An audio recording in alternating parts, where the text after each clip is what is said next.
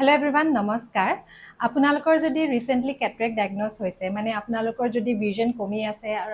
আপোনালোকৰ চেকআপ কৰিব যাওঁতে আপোনালোক যদি ডায়াগনোজ হ'ল যে আপোনালোকৰ এটা চকুত ক্যাটাৰেক্ট কৰিব পাৰে বা দুটা চকুত ক্ৰমান্বয়ে পৰিব পাৰে এটা চকুত বেছি ক্যাটাৰেক্ট থাকিব পাৰে আৰু আপোনালোকক যদি এডভাইস কৰা গৈছে যে আপোনালোকক ক্যাটাৰেক্ট সাৰ্জাৰী কৰিব লাগে সো এই ক্ষেত্ৰত আপোনালোকে কি কৰিব ক্যাটাৰেক্ট হলে অপাৰেশন কৰিবই লাগিব নে আপোনালোকে যদি ৰব বিচাৰে আপোনালোকে ৰব পাৰে নে ইমিডিয়েটলি সাৰ্জাৰীৰ কাৰণে যাব সো এই বিষয়ে আজি অলপমান কম সো আপোনালোকে যদি ইন্টাৰেষ্টেড ক্যাটাৰেক্ট সাৰ্জাৰী কেতিয়া কৰিব যাব বা ক্যাটাৰেক্ট হলেই সাৰ্জাৰী লাগেই নেকি সেই বিষয়ে জানিব বিচাৰিলে এই ভিডিওটো চাব পাৰে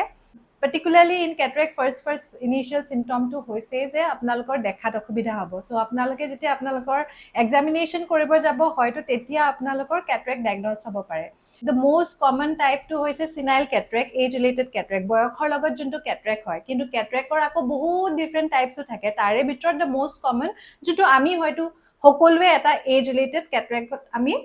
bhogibo paru eta boyokhor logot So, age related cataract কি কৰা যায় আমাৰ সাৰ্জাৰীৰ আগত মেইনলি গ্ৰেড টু বহুত ইম্পৰ্টেন্ট ক্যাটাৰেক্টৰ স্ট্যাটাস টু ক্যাটাৰেক্ট হৈছে এটা লেন্স আমাৰ যোনটো ক্ৰিষ্টেলাইন লেন্স থাকে সেই লেন্সখন যেতিয়া অপেসিফিকেশন হৈ যায় বগা পৰি যায় বা তাতে ডিপজিশন হৈ যেতিয়া মানে ভিজিবিলিটিটো কমি যায় তেতিয়া ক্যাটাৰেক্টাস লেন্স বুলি কয় আৰু AR গ্ৰেডছ থাকে ডিফাৰেন্ট গ্ৰেডছ তাৰে ভিতৰত পাঁচটা গ্ৰেড থাকে 1 2 3 4 5 এটা কথা হল কোনটো গ্ৰেডত আমি একদম ক্যাটাৰেক্ট সাৰ্জাৰী কৰিবই লাগে বা কোনটো গ্ৰেডত আমি অলপ ৰখিব পাৰো বা কোনটো গ্ৰেডত আমাক ইমিডিয়েট সাৰ্জাৰী লাগে যত আমি ৰখিব নোৱাৰো এতিয়া যদি আপোনালোকৰ গ্ৰেড 1 and 2 আছে তেতিয়া আমি সদায় যদি পেশেন্টে প্ৰেফাৰ কৰে মই আৰু অলপ ৰখিব বিচাৰো বা এজ আ সাৰ্জন অলসো আমি কেতিয়াবা আপোনালোকে ৰব পাৰে বুলি আমি কৈ দিও যে আপোনালোকৰ যদি ইমান এটা প্ৰবলেম ডেইলি এক্টিভিটিছত আপোনালোকৰ ইমান একো হ্যাম্পাৰ হোৱা নাই আপোনালোকৰ যদি গ্লাसेছ দিলে আপোনালোকৰ পাৱাৰটো আহি যায় কাৰেকচনটো তেতিয়া হলে আপোনালোকে উইথ গ্লাसेছে কন্টিনিউ কৰিব পাৰে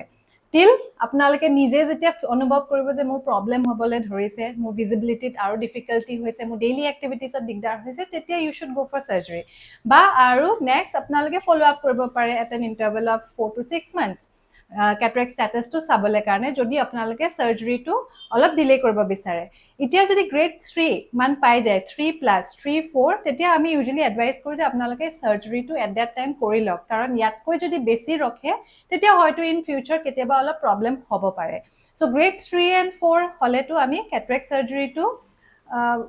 উইদিন আ শৰ্ট পিৰিয়ড আমি কৰি লোৱাটো ভাল এতিয়া গ্ৰেড 4 5 ত যদি গুছি যায় একদম মানে last stage of cataract তেতিয়াটো আমি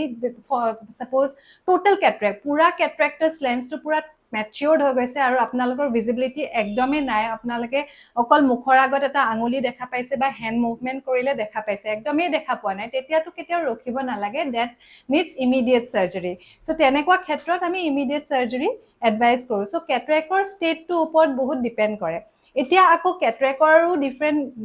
মানে প্ৰকাৰ থাকে কেতিয়াবা নিউক্লিয়াৰ ফৰ্ম অফ ক্যাটাৰেক্ট থাকে মানে যেতিয়া অপেসিফিকেশন খিনি সেন্ট্ৰাল পোৰ্শনৰ পৰা স্টাৰ্ট হয় ইউজুয়ালি যেতিয়া বাহিৰৰ ফালৰ পৰা অপেসিফিকেশন খিনি স্টাৰ্ট হয় তেতিয়া আমাৰ ভিজিবিলিটিটো অলপ থাকে কিন্তু যেতিয়া সেন্টাৰ পোৰ্শনটোতে আমাৰ ক্যাটাৰেক্টাসটো স্টাৰ্ট হয় তেতিয়া আৰ্লি ফৰ্ম অফ ক্যাটাৰেক্টটো আমাৰ ভিজনত বহুত দিগদাৰ কৰে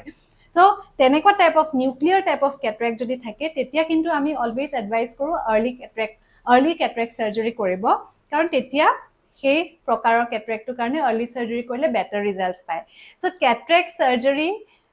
কৰাৰ আগত বহুত কিছুমান ফ্যাক্টৰসও আমি মনত ৰাখিব লাগে বা সব ধৰণৰ ক্যাটাৰেক্টত যে ইমিডিয়েট সাৰ্জাৰী লাগে তেনেকুৱা নহয় সো ডিফাৰেন্ট ফৰ্মস অফ ক্যাটাৰেক্ট আছে তাৰে ভিতৰত সিনাইল ক্যাটাৰেক্টটো মোস্ট কমন এতিয়া আৰু কবলে গলে ডায়াবেটিক পেশেন্টত হয়তো আৰ্লি ক্যাটাৰেক্ট ফৰ্ম হ'ব পাৰে ট্ৰমেটিক ক্যাটাৰেক্ট থাকে ডেভেলপমেন্টাল ক্যাটাৰেক্ট থাকে তো varieties of form of cataract থাকে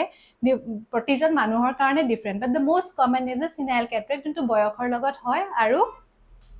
ক্ৰমান্বয়ে বয়সৰ লগত কিছুমান মানুহৰ বাঢ়ি যায় কিছুমান মানুহৰ একেটা ষ্টেটতে থাকি যায় সো তেনেকৈ আমি ক্যাটাৰেক্ট হৈছে বুলিয়ে যে সাৰ্জাৰী কৰিব লাগে তেনেকুৱাও কোনো কথা নাই সো আমি নিজৰ ষ্টেট অফ ক্যাটাৰেক্টটো জানাটো দৰকাৰ আৰু সেইমতে আমি প্ৰসিড কৰিব লাগে so thank you and bye bye নমস্কাৰ